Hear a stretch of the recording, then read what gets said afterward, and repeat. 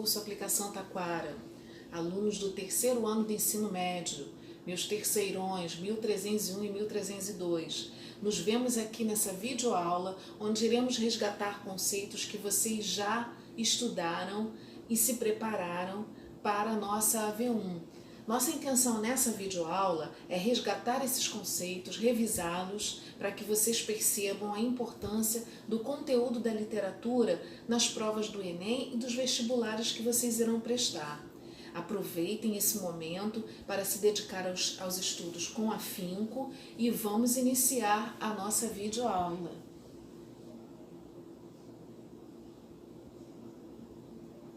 Disponibilizo aqui para vocês, meus queridos, e irá junto com o roteiro dessa nossa videoaula, esse link onde vocês irão ter a oportunidade de aprender um pouco mais. Na literatura é muito importante que a gente faça todo esse trabalho em juntar as mídias diferenciadas, não só estudar o texto, mas também assistir a vídeos, ver a filmes. Na nossa bateria de exercício, eu disponibilizo o link para que vocês assistam ao filme do Triste Fim de Policarpo Quaresma, de Lima Barreto, que é um dos livros importantes na avaliação e prova da UERJ. Então vamos iniciar resgatando os conceitos do pré-romantismo. Muito bem, vamos lembrar que falar de romantismo é falar principalmente do contexto histórico. O mundo precisa de mudanças. O mundo traz em sua bagagem, a partir desse momento, uma junção de várias características de vários períodos literários que foram estudados até aqui. E o romantismo serve como o momento em que tudo isso se reúne em um grande caldeirão. Existem duas questões fundamentais no modernismo que nós falamos nas nossas aulas presenciais e que retornaremos a falar aqui no pré-modernismo: o avanço tecnológico e o conflito. Nesse momento, o homem moderno, pré-moderno, ele se depara com várias questões conflituosas. Então observem, o pré-romantismo, a todo momento eu falarei do romantismo porque as duas coisas estão ligadas, mas não podemos confundi-las. O pré-modernismo é o que antecede o modernismo que perdura até hoje. Porém, o pré-modernismo não constitui uma escola literária. Por quê? Porque não houve efetivamente nenhum marco literário nesse período, mas sim questões históricas que determinaram, sim, as primeiras obras produzidas, tanto na arte quanto na literatura, e aí nós podemos falar com detalhes no momento em que formos estudar o modernismo. Então observem, o que traz o pré-modernismo em seu interior?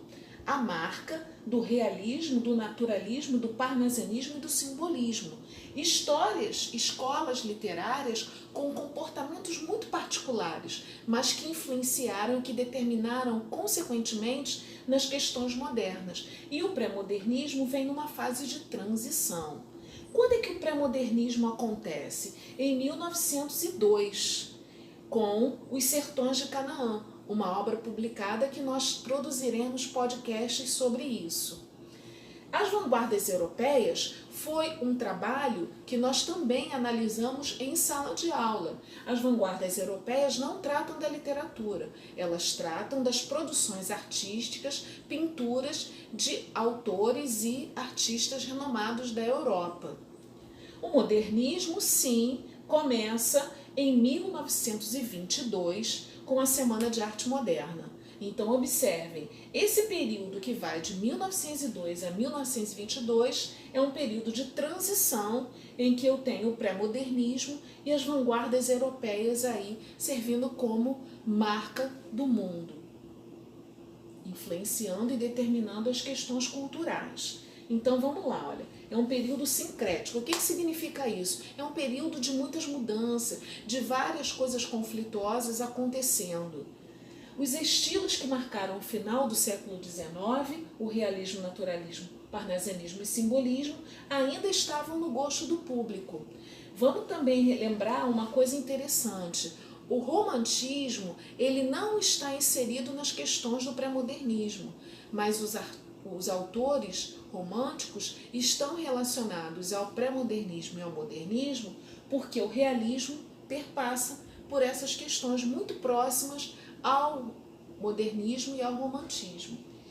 Centelhas, ou seja, grandes momentos, grandes episódios de renovação artística incendeiam o ambiente que se prepara para a grande renovação de 1922. O modernismo é fundamental. O modernismo determina comportamento, porque o homem passa a ver o mundo sob um olhar totalmente analítico, e a ação política faz e é resultado das questões históricas. Como é que acontece essa característica, esse bojo do pré-modernismo e dessas questões tecnológicas e conflituosas no Brasil? O Brasil é um país desigual. Existem, não só aqui no Brasil, mas por todo o mundo, grandes diferenças sociais e econômicas. Mas existem dois pontos que são bastante deflagrantes ainda hoje no Brasil: o homem urbano e o homem rural. E isso aparece nas obras produzidas. O homem urbano é aquele homem civilizado, politizado, refinado, consciente e preparado nas questões analíticas, sociais e políticas. Já o homem rural, ele tem uma vida muito mais tranquila, ele não está preocupado com questões políticas com a mesma visão do homem urbano. Ele é um homem retrógrado. O que significa retrógrado? Aquele homem que está no passado. Ele valoriza muito mais o que acontece para ele no passado do que o que vai acontecer com ele no futuro. Ele é um homem brutalizado, ele é um homem fanatizado. E lembrem-se, alunos, que aqui não é uma questão de rotular ou de ser preconceituoso, é apenas de pontuar questões para que haja justamente essa diferença entre a postura urbana e a postura rural. Esses temas aparecem nas obras de Euclides da Cunha, que foi um dos autores marcantes desse período. O Brasil caipira. O Brasil caipira é um Brasil que sempre vai ter o seu valor e que sempre vai aparecer nas obras literárias. Olha, ele é anacrônico, ele é diferenciado, ele é indefeso, ele é analfabeto, obtuso e rude. O que significa uma pessoa obtusa? É uma pessoa que não consegue ter uma visão clara das ideias e também, ao se expressar, ele também não consegue ser objetivo. Por quê? Justamente pelas questões limitantes na sua alfabetização, e ele não é um ser acultural, ao contrário, ele é muito consciente. Porém, no momento em que ele tem que se expressar, ele se vê meio que limitado, justamente por não ter acesso às grandes questões literárias e culturais. Mas não é por isso que ele terá o seu desvalor, muito ao contrário. Tanto ele é valorizado que um dos autores conhecidos no Brasil, Monteiro Lobato, ele traz a importância desse homem caipira e desse mundo caipira com um valor totalmente permanente. As obras de Monteiro Lobato são extremamente atuais e muito preferidas do público infantil. Porém, Monteiro Lobato não é apenas autor de obras infantis. A gente tem aqui, olha, Urupês, que traz referência a Jeca Tatu, que é um personagem muito importante, muito marcante na obra de Monteiro Lobato, e Cidades Mortas. Então, Monteiro Lobato não é só um autor de obras para o público infantil, ele também trabalha obras para o público adulto. E aqui nós começamos a falar de um dos autores, esquecido durante um bom tempo, apesar de sua obra ser clássica, mas é um autor que está sendo resgatado atualmente, por conta da importância da sua obra. Lima Barreto é uma representação muito forte do povo brasileiro, um mulato que enfrentou uma série de dificuldades pela sua família de origem humilde, mas que isso não desmerece a sua obra, com um grande embasamento das questões literárias. O Brasil, na marginalização urbana, é um foco da obra de Lima Barreto. Ele aborda o negro, o funcionário público, os alcoólatras, ele valoriza o subúrbio em suas obras. E tudo isso faz com que Triste Fim de Policarpo Quaresma, onde ele destaca as questões nacionalistas, seja uma das obras mais importantes da obra de de Lima Barreto, porque ele justamente traça e aponta questões fundamentais na análise da política do Brasil e do homem moderno. Falamos também de Graça Aranha.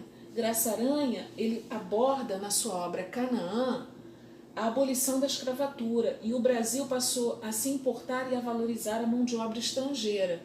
Isso aí perpassa por uma série de questões sociais, onde o imigrante também terá o seu valor e terá também um ponto forte na obra do modernismo e do pré-modernismo.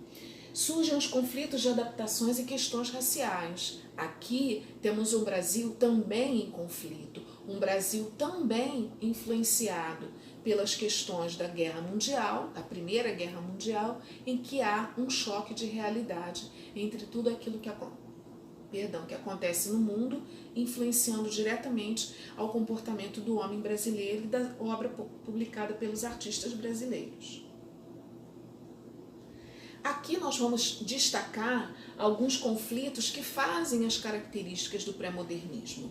A gente tem a Revolução dos Canudos, nós falamos sobre isso na sala de aula. O ciclo do cangaço, observem as datas aqui para que a gente possa se situar cronologicamente em tudo isso. O misticismo do Padre Cícero, que é uma figura importantíssima para o povo nordestino e para o povo brasileiro, pelas questões culturais. O ciclo da borracha, olha a economia influenciando diretamente nesse momento literário. A revolta da vacina, que hoje nós vivenciamos. Olha a importância desse momento que foi vivenciado e que está retornando, porque muitas pessoas hoje se demonstram claramente contra a vacina. E estamos tendo a volta de doenças já erradicadas como sarampo. Observem como esses momentos que já aconteceram retornam e fazem com que a literatura, a cultura e outras ciências que estudamos se tornem cíclicas. Estamos estudando fatos passados que se repetem atualmente no nosso presente, que irão determinar o nosso futuro. Nós temos aqui a revolta da chibata, a greve dos operários. Nós vamos estudar o que acontece com o Brasil no momento em que eu tenho presidentes determinando a valorização do trabalhador, como é que funciona tudo isso, e vamos falar isso nas nossas próximas aulas. A República da Espada e a República Café com Leite. Lembraram, nas nossas aulas presenciais, quando nós falamos de Getúlio Vargas, nós chegamos a pontuar sobre isso. E vamos continuar falando mais. Esse período sincrético continua porque a partir daqui nós destacamos esses autores como marcantes em suas obras. Nós temos a literatura popular e suburbana de Lima Barreto, as questões nacionalistas, a proposta modernizadora de Graça Aranha, as manifestações políticas e polêmicas de Monteiro Lobato. Muitos consideram Monteiro Lobato como um autor que destaca, que se referencia em suas obras como uma marca racista, e nós também iremos falar sobre isso. A erudição assombrosa de Euclides da Cunha, ele sempre utilizou expressões extremamente eruditas e as chamadas palavras difíceis nas suas obras, e isso também é um ponto e uma marca desse autor. E a poesia escatológica de Augusto dos Anjos. O que seria isso? Augusto dos Anjos traz em suas obras referências extremamente chocantes, extremamente conflituosas e que levam à nossa reflexão. E daí nós vamos ter várias características do modernismo sendo tratadas. Aqui, meus alunos, eu coloco para vocês um mapa mental com um resumo de tudo aquilo que nós trabalhamos na nossa videoaula. Ele servirá como referência e como destaque para que vocês possam sintetizar tudo aquilo que foi comentado aqui. Eu espero que essa imagem sirva também para que vocês façam mapas mentais sobre esse assunto, a fim de fixar muito bem os conceitos abordados. Leiam com atenção, estudem e nos vemos nas nossas próximas aulas. Até lá!